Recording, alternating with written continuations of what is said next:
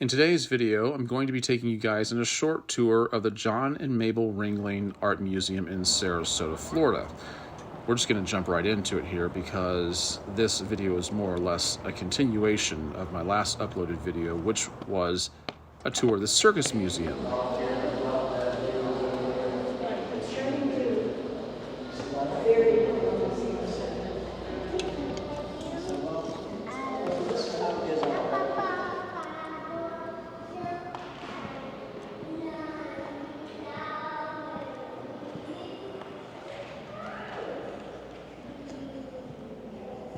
I can tell you it feels really cool in here. That's a nice break from what it's like out there, but this place is magnificent. I can't even put into words how much I like this place.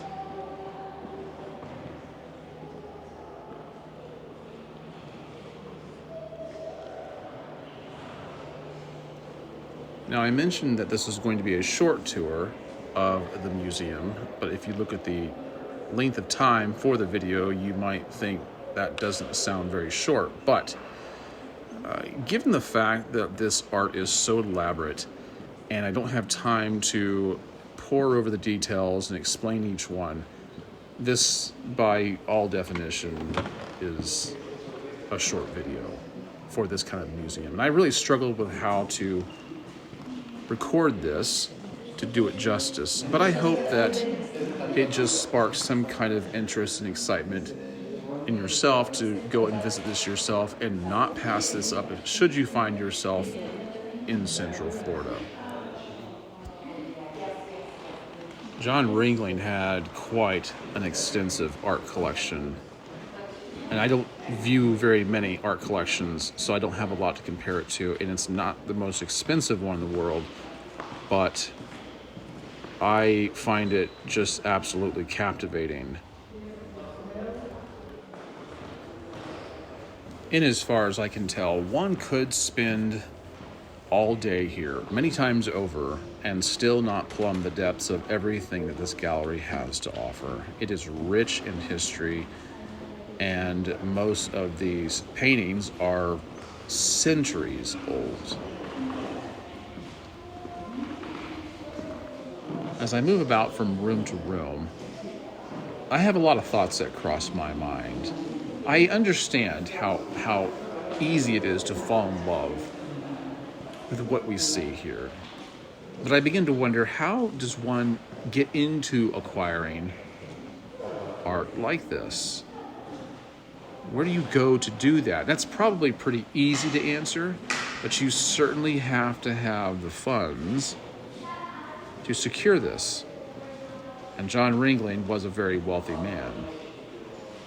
And obviously he had a very distinguished palette for art. You can tell he doesn't just pick out what he has all namby-pamby. He seems to know what it is he's looking at and what has intrinsic value.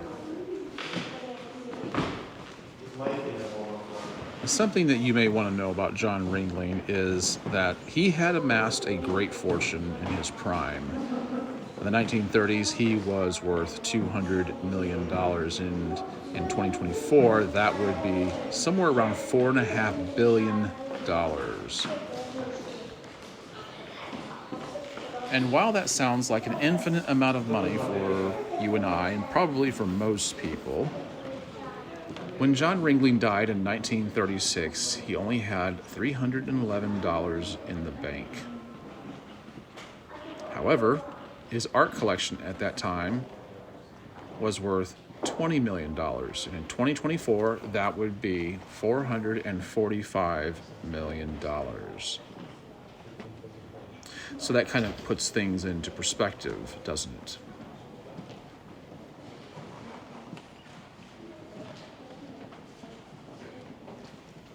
As we press our way through the rest of the gallery, I'm probably not going to be remarking a whole lot on anything. I just want you to enjoy this as peaceably as you can without my interruption. I just kind of wanted to set this up and give you a few relevant facts that might make it a little more interesting for you. I will have you know, however, that at this museum, there is ancillary art that was not a part of John Ringling's collection. It's his collection that I'm mostly concerned about showing you. So if you come to visit this museum, just know that there is a whole lot of other art to see besides this, and it is well worth the trip. So, thank you for watching. Like the video. Leave a comment down below. Have you been here before? I don't know how many people tour or visit the Ringling Art Museum, but it's one of my favorite things to do in Florida. All right, guys.